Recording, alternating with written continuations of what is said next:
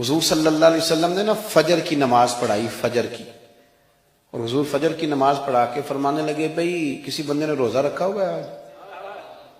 حضرت عمر کہتے ہیں رات کو میرا ارادہ تھا رکھوں، پر سویرے پھر میں نے گرا دیا، نہیں رکھا۔ حضور نے دوسری دفعہ پوچھا بھئی کسی نے روزہ رکھا ہے؟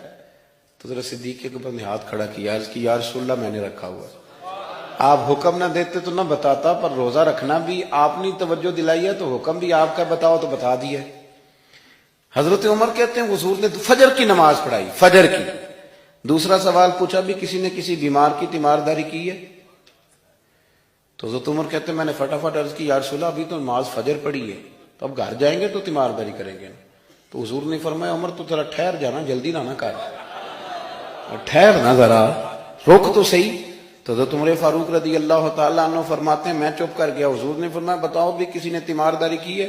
تو صدیق اکبر نے ہاتھ کھڑا کیا، عرض کی یا رسول اللہ عبد الرحمن بن عوف رضی اللہ تعالیٰ عنہ 2-3 دن سے نماز پڑھنے نہیں آ رہے تھے، رات میں نے پتہ کرایا تو پتہ چلا بیمار ہیں، اور حضور مجھے یہ بھی پتہ ہے وہ میرا یار ہے، مجھے پتہ ہے رات کو جلدی سوچا ہے پر تہجد میں ضرور اٹھتا ہے، تو حضور میں بھی ذرا فجر کا وقت جلدی اٹھا ہوں تو فجر میں آنے سے پہلے عبد الرحمن ابن عوف کی تیمارداری کر کے آیا ہوں۔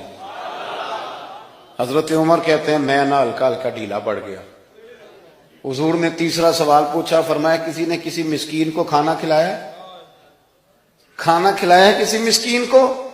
حضرت سیدنا عمر فاروق کہتے ہیں میں نے پھر عرض کی، میں نے کہا یا رسول اللہ ابھی تو فجر پڑی ہے، گھر جائیں گے کوئی چیز لیں گے تو کھانا کھلائیں گے۔ تو حضور پھر مسکرائے، فرمایا عمر تو ذرا ٹھہر نہیں جاتا، ذرا ٹھہرنا، ذرا نظارہ تو کرنا، گویا یہ شان صدیق اکبر کا جلسہ ہو رہا، ٹھہرنا۔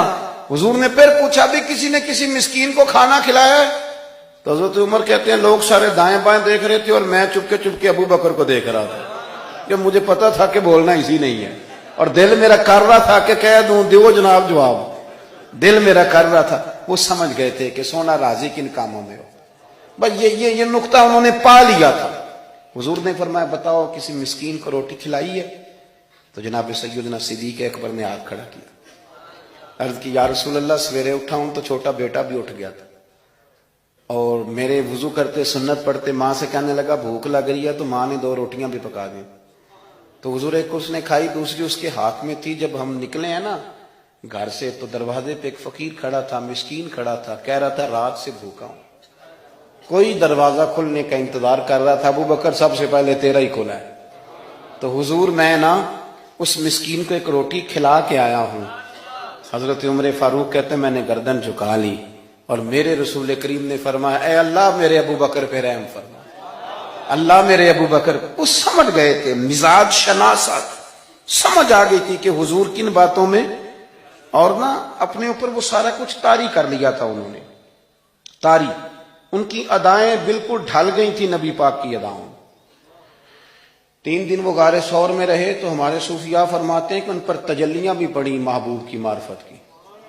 جب مدینے آئے نا نبی کریم کو لے کے، تو کچھ لوگوں نے حضور کی زیارت کی تھی، کچھ نے نہیں کی تھی، تو کچھ آتے تو نبی پاک کی دستبوسی کر کے بیٹھ جاتے، حضرت ابو بکر سے ہاتھ نہ ملاتے، اور کچھ صرف حضرت ابو بکر سے ہاتھ ملاتے اور حضور سے ہاتھ ہی نہ ملاتے۔ میری بات پہ توجہ ہے آپ حضرات کی؟